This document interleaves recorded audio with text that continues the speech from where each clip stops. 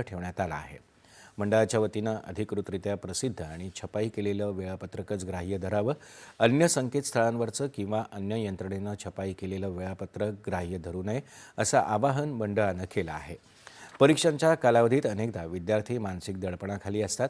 अशा विद्यार्थ्यांना नैराश्येतून बाहेर काढण्यासाठी मदत करण्याकरता राज्य मंडळ स्तरावरून समुपदेशन करण्याकरता 10 समुपदेशकांची नियुक्तीही करण्यात आली।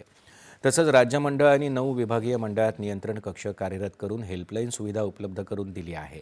विद्यार्थ्यांनी कोणतंही दडपण न घेता उत्साहाच्या भावनेनं परीक्षेला सामोरं जावं, अशा शब्दात राज्याचे शालेय शिक्षण मंत्री दादाजी भुसे यांनी विद्यार्थ्यांना परीक्षेसाठी शुभेच्छा दिल्या आहेत। केंद्रीय औद्योगिक सुरक्षा दलाच्या वतीनं देशाच्या किनारी सुरक्षेबाबत जनजागृतीसाठी मुंबई इथं वंदे मातरम सायक्लोथॉन या भव्य उपक्रमाचं आयोजन करण्यात आलं आहे। या सायक्लोथॉनला हिरवा झेंडा दाखवून आज रवाना केलं जाणार आहे। या उपक्रमाअंतर्गत CISFच्या 65 सायकलपटूंचा चमू देशभरातील 9 किनारी राज्यात आणि 4 केंद्रशासित प्रदेशात प्रवास करेल। किनारी भागातील नागरिकांना अंमली पदार्थ, शस्त्र आणि स्फोटकी वस्तूंच्या तस्करी सारख्या धोक्यांपासून जागरूक करणं हा यामागचा उद्देश आहे।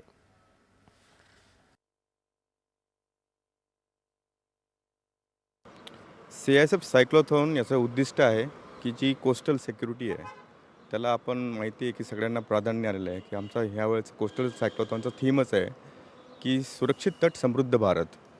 तर त्यासाठी सुरक्षित तट कसा होत याची जी जनजागृती करायचा हा या सायक्लोथॉनद्वारे आम्ही प्रयत्न करतो आहे। तर तिथून सायक्लोथॉन जाणार आहे आमची, जशी इथून आम्ही पश्चिमी तट आणि पूर्वी तट हे दोन्ही तट कव्हर करतो आहे आणि जसे तर जाणार आहे त्या गावामधून आम्ही ही जनजागृती करतो आहे, जनसंपर्क करून जनजागृती करतो आहे की कोस्टल सिक्युरिटी तुम्ही स्वतः तिथले स्थायिक रहिवासी कोळी बांधव हे या जे कोस्टल सिक्युरिटी आहे याच्यामध्ये कसे कंट्रीब्यूट करू शकतात, ते सरकारचे आईज अँड इयर्स है ना, डोळे आणि कान बनून ते पोलिसांना कशी मदत करू शकतात याबद्दल हा उद्देश आहे। जे आम्ही जनजागृती करतो आहे त्यामध्ये एक देशभक्तीचं प्रेरक आणि देशभक्तीची एक प्रेरणा मिळावी त्यासाठी आम्ही त्याला वंदे मातरम हे नाव ॲड केलेलं आहे। जेव्हा जेव्हा आमची जशी तुम्हाला माहिती आहे 28 जानेवारीपासून ही सायक्लोथॉन सुरू झाली आहे, तर वेस्ट कोस्टला ती झाली आहे आमची इथून लखपत फोर्टपासून सुरू झाली आणि ती पूर्ण डिस्टन्स कव्हर करत कोचीपर्यंत जाणार आहे।